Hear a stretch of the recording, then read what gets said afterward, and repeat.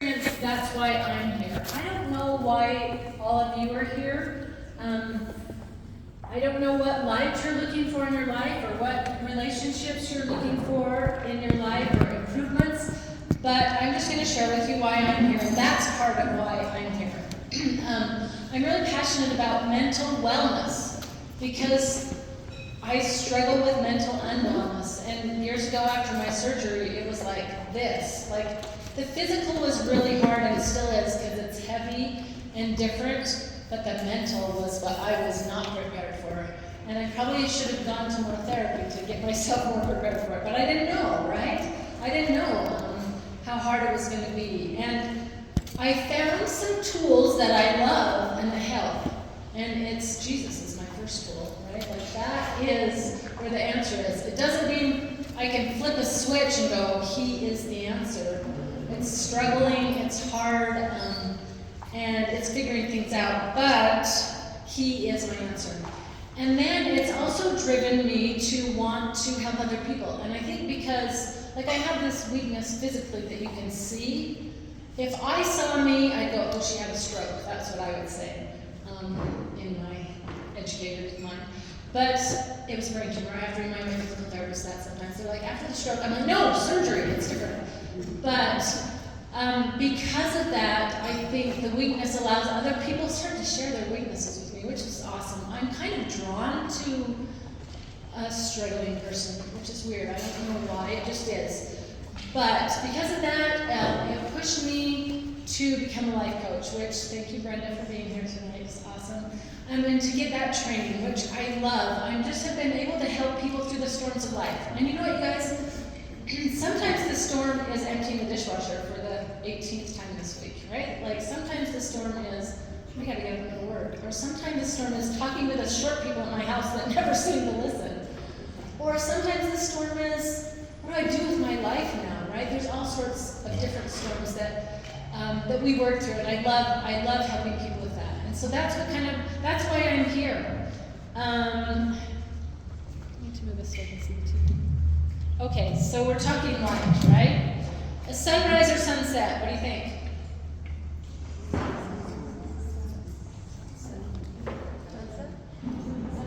It's actually sunrise, crazy. Bryce Canyon this summer, it was sunrise down there.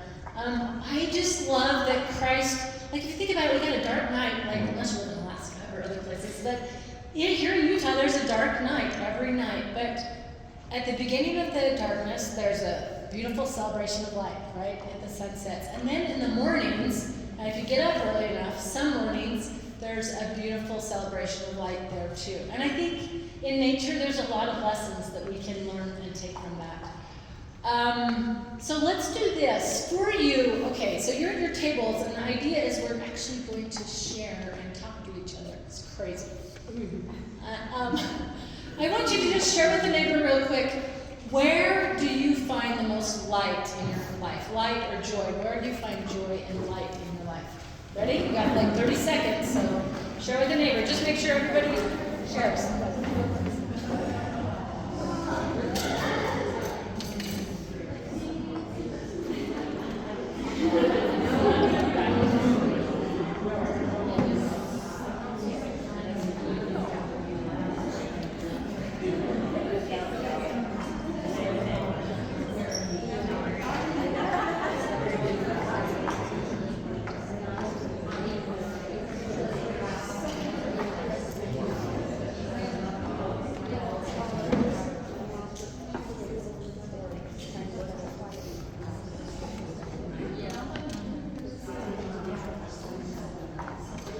Okay, 10 seconds.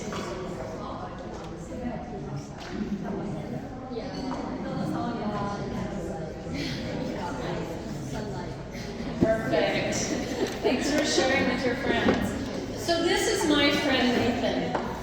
Nathan's 8. I'm actually really good friends with his mom, but I was talking to her the other day, and she's like, guess what Nathan said to me? And this is what he said. And they were talking stranger danger, right? He's 8. And he was like, Mom, if you never talk to a stranger, how do you make a new friend? I was like, well, that's a good point. Now I get there's creepers, and yeah, I get places we're not going to feel comfortable sharing, but I'm hoping tonight, look, this lovely place, that these lovely people sitting at your table, that you feel comfortable in sharing, and you'll have the opportunity to share with a new person. Raise your hand if you already have met a new person. Yeah.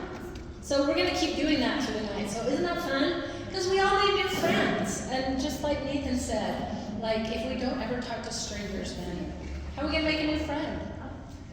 Okay, so in the life coaching, there's things that I teach and things that I love and things that are meh. That's what my teenager used to say.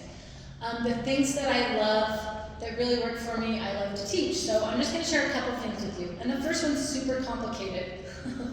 Yep, it's writing. There's a notebook on your table. On your tables, everybody gets one. If you didn't get the color you like, you can arm wrestle the person next to you for that color. I don't know what to say. But there's your notebook. So, okay, so we live in a digital world. On my phone, I've got like probably 185 notes created. But there's something in our brain that happens when we actually take pen to paper or pencil to paper. It uses more brain activity. It makes us focus more on what we're doing. There's less multitasking. It increases creativity. It increases our memory, and it just kind of jogs things a little bit more. So we're going to write down some things. Okay, so you're thinking about this, and I know you've already read it, and so you've already started, but here's your instructions. Okay, you're going to write down. I know hopefully as you've thought about your life, there's areas that come real quick, like areas where you want more light, or relationships, or circumstances in relationships with you want more light. So I want you to write down at least 3 people's names. I wrote down Bob. Bob's one of my favorite names. Okay, the reason I wrote down Bob is because, let's say I'm sitting by my daughter Paige, and there's a person in our family that I don't want her to actually see that. So instead I'm going to write Bob. That's fine too, right? Like I'm not policing the notebook. But just write down a person's name that you would like to increase the light in the relationship with them. And then leave a page blank. Oops, there you are. Oh, whoops. It's okay. There's no rules, no tickets, it's fine. And then write the next person's name. I wrote Todd, he's my husband. That's a relationship that I always want to be increasing and bringing light into our relationship. It's always work, and it's always wonderful work, but that's where I definitely want to bring some light, so I wrote his name. And then, again, we're going to leave a page, because maybe there's more stuff there. And then I put Pat. I don't even know who Pat is. I just wrote that. So 3 people. Everybody got that? You caught up? Nod your heads like this if you have. Not yet. Okay, we're working on it. And then there's one more. Skip a page. So you're a few pages in. I want you to write your name. This is the thing that I'm finding with the clients that I work with. So usually they're at point A, which point A is always an awesome spot to be. And then they really want to get to point B, and that can be a million different things. That can be finding more meaning in their life. That can be going back to college and getting a degree. What should I do? That can be I'm frustrated. Whatever point B is, that's where they want to get. Now, there's always roadblocks, right? And that's what we kind of work through is some of those roadblocks of getting there. Because, so you set a goal. Here's your goal. Here's where you want to be. Or here's where you are. Here's where you want to go. And is the line ever like this? Like, I've wanted to do women's events for how long, Todd? I don't know. Here's my goal. Here I am. And it's like this. And there's setbacks. And I can't. And I don't know. And now I'm here. But it was not easy. It was hard. But there's roadblocks along the way. And we can work through those roadblocks. So we're writing down our name. Because we want to bring more light into the relationship we have with ourselves. Because we're awesome. Let's talk about our thoughts. And you're going to have lots of thoughts. And I just have the notebook because as you randomly, honestly, squirrel, you have a thought, I need to call Aunt June. Write it down. Like your mind will remember that a little bit better. It will put it down on the paper. Write it down. We have so many thoughts. Like scientists have studied this. I don't know how they do that, but I don't know. Throw some numbers out there. How many thoughts a day do you think you have? I know. That's 10,000. Yeah, I like that. I don't know. What do you guys think? You think higher? Yeah. We could play higher, lower. I don't know. The National Science Foundation, this is from their website, but although I could have pulled numbers from other websites, so let's just say the number's high. We don't really know. They said 6,000. Now, maybe you're an overachiever and it's 60,000. I don't know. But the interesting thing is, of those thoughts, about 80% of those thoughts are negative. Oh, I'm familiar with that. You? That's not hard for me to imagine. And about 95% of those thoughts are on repeat. So I'm no mathematician, I'm a life coach, but if you're having 6,000 thoughts a day, that's over 4,800 negative thoughts. They call them worms, like a kind of a stream of thoughts. That's over 4,500, and then if those are on repeat, that's like 4,800 negative thoughts. How do we live in our mind with that? It's not an easy place to be. So like I shared, this was when, whoa, I didn't even know what depression was until this situation. And on the right's in the hospital just a couple days after surgery, and they want to get you standing up, and I think I passed out in the hallway. It was not a great moment. Just really weak, right? And then on the left, this is physical therapy for weeks and weeks in the hospital. That machine is actually holding up a certain percentage of my weight. We started at like 95%, so I'm learning to walk with this machine holding up 90% of my weight, and then of course they would turn it down. The goal is to walk. So going through this, like I said, the physical was hard, but the mental, I just didn't know that it could be that hard and that dark. And it was hard to bring light in. Honestly, if I think of the hospital, it's just a dark room. Paige would come, Todd would come, it was COVID, nobody could come. So there was a little bit of brightness, but it was a dark place. I wish somebody would have come to me and said, this is how you can deal with your negative thoughts. Now, having said that, a psychiatrist did come several times, and I was like, I'm fine, I'm good, right? I'm good, I got it. This is easy, I got it. I went on a bike ride last week, I'm healthy, I'm good. So I was lying, because I wasn't. And I didn't really realize till I got home in a wheelchair that I wasn't okay, and that things were really different. I was worried about how am I going to take care of myself. Like, I can't even go to the restroom by myself, so how can we go to a restaurant and I use the restroom? We're never going to be able to go to a restaurant. Like, that's my thoughts, right? This is, I call it a game, but it's an activity that you do in physical therapy, well, occupational therapy probably. And you know this game, you probably played it in first grade. You take the square peg, you put it in the square hole. You take the hexagon peg and you put it in the hexagon hole. There's a lot going on here. I'm standing, that belt's to hold me up. I'm not using my left hand at this point. There's like, it's just hanging on, there's nothing. Like, now I can put it in my pocket. So that's an accomplishment, but it's just using it, it's cognitively focusing and standing. So there's a lot going on. So this is my life. Like, I kind of felt like a child. Oh yeah, I didn't sleep through the night, still don't, we're working on that.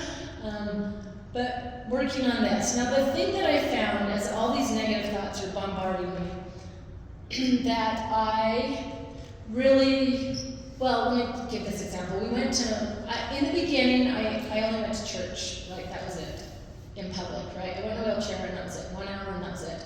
After it kind of built up a little bit, I could go out in public to a restaurant. We went to Mobetta's one night, and I remember we were going with friends, and we took the wheelchair, and we had the handicapped parking spot so we can park really close, because I know it's going to wear me out just to get in, but I was like, Todd, I think I can do it without the wheelchair, let's try it. He's like, okay, let's try it. So we walk in, he goes like this, like we're going to prom, and I just hold on. And Mobetta's, right, you stand in line, you get your food, you sit down.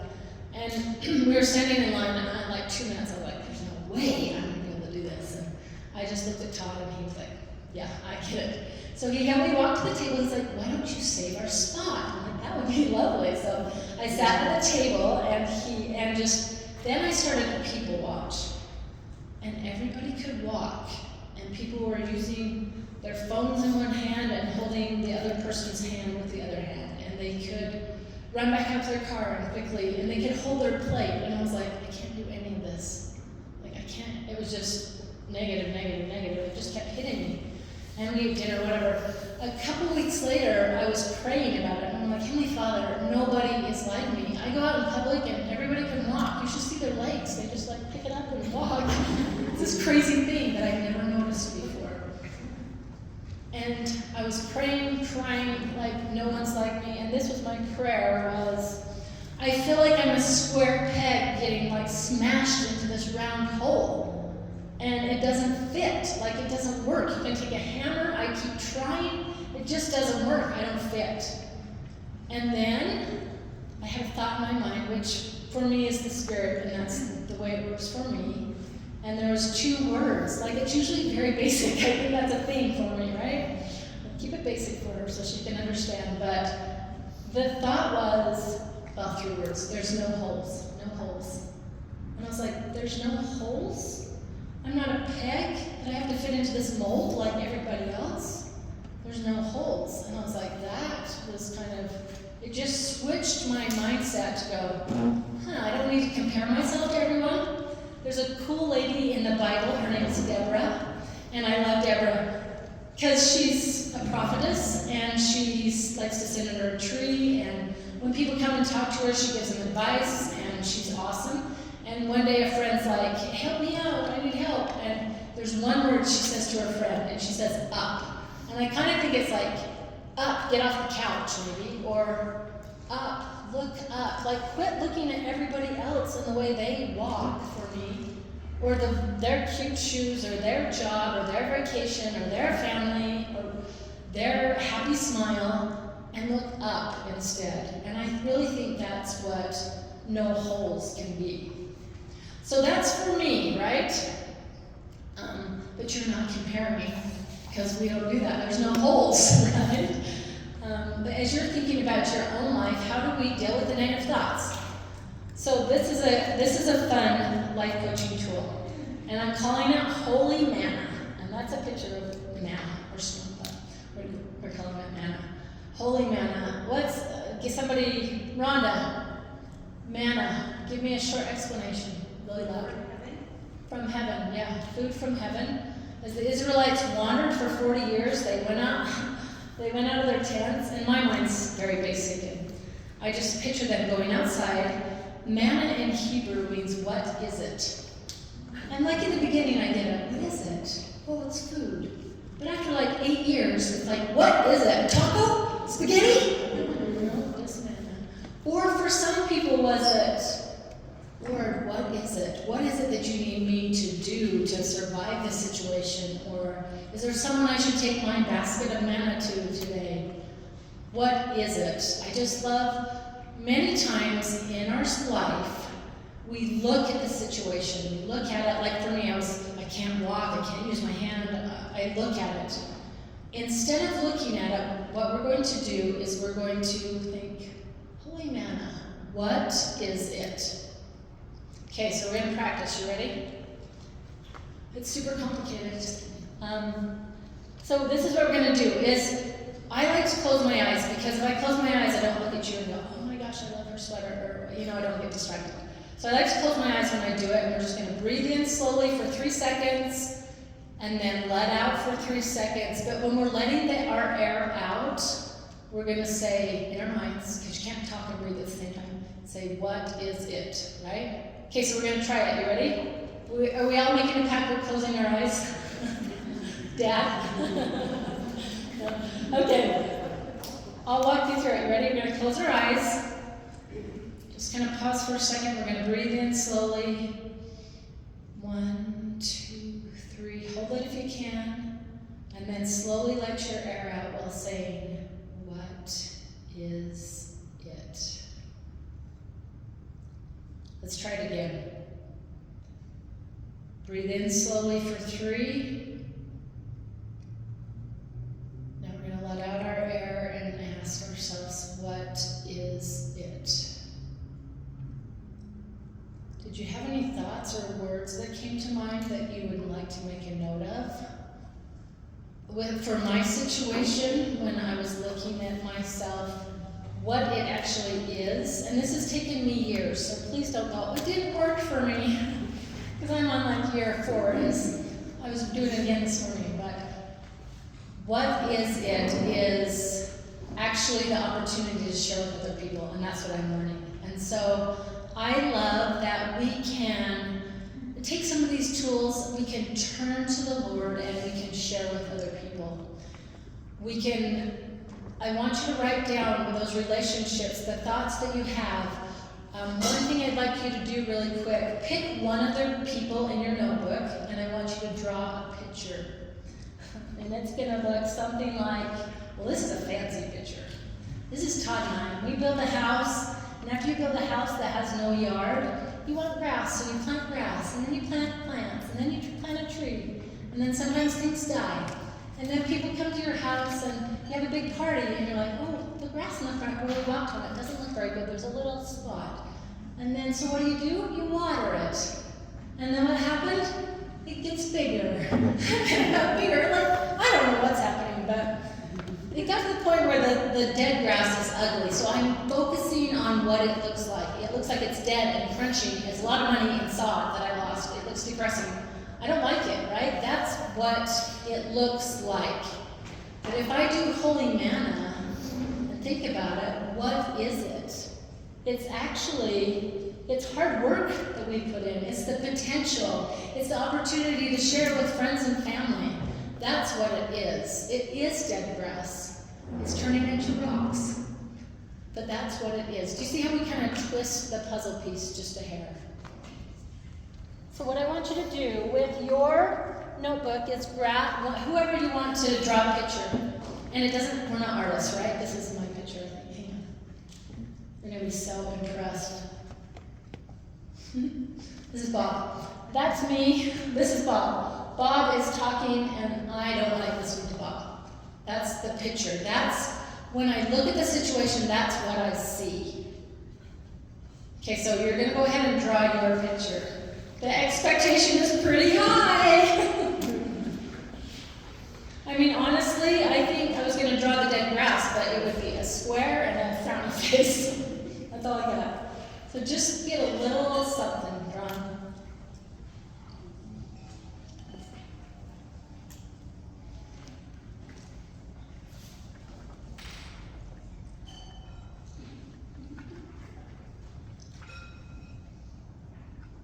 And it's kind of fun to laugh at our own pictures, right?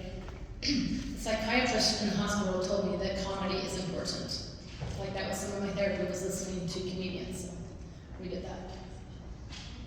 Okay, so now you have your picture. So that's what it looks like. With me, Bob, this is what it looks like. Now, what is it? If I do holy manna with that a few times, what are some thoughts that I have about it? And I actually went through this, and Bob is a real person. None of you know who it is because their name is Bob. But I thought, oh, maybe Bob feels like they're not heard because they talk a lot. That might be what it is. Maybe Bob's lonely. I don't know. There's some other thoughts of what it might be, right? I actually don't know. I should ask Bob. But I can't. It's hard for me to listen to them. So anyway, there we are. I haven't arrived. I'm just saying. So that's the picture. So just for me to kind of finish up before we move on, I just want to share with you, like I have this whole kit of tools and I love them. If you want me to share them with you, I would love to share them with you. And I also just have a really great friend that will help all of us. And it's Jesus Christ. He is the answer. It's not a light switch for me. It's maybe a really slow dimmer that sometimes goes back dark again, but He is the answer for any question or problem that I have in my life. And the more that I find myself in Christ's life, like with Deborah, the more I can find Him in my life. And I just want to testify to you that I know that He lives and I know that He is true. And there's no holes. It's in and through Jesus Christ. That is our opportunity, and we're blessed to know that. So yeah, I'm a firm believer that in nature we can see God. And we have this beautiful event center. We're so lucky. And look outside. We actually have this patio. So I scheduled the patio too for you. We're going to take the next 20 minutes. And what we're going to do is we are going to go outside. There's a restroom If you need to go to use the restroom at the base of the stairs just down the hallway, this is recess. You're going to go outside, but while you're outside, you have a homework assignment. I want you to look for light. Where in nature or outside do you actually see light?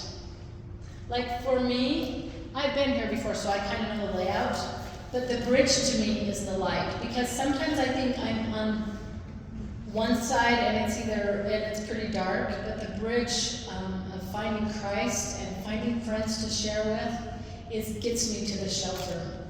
So that's what I found in the outside. But what did Nathan teach us? If we never share with strangers, you're never going to. Yeah, so you get to share with somebody you don't know. Did you just get nervous? So find something that's your assignment. We have 20 minutes. I want you to be back in here at 7:20 because we have Ariel Quadra, who's awesome next. It's going to share with us. If you can be back in here at 7:20, restroom, outside, whatever you need, eat more food, it looks like, and share with the friend before the new friend before 7:20. That's why you have name tags.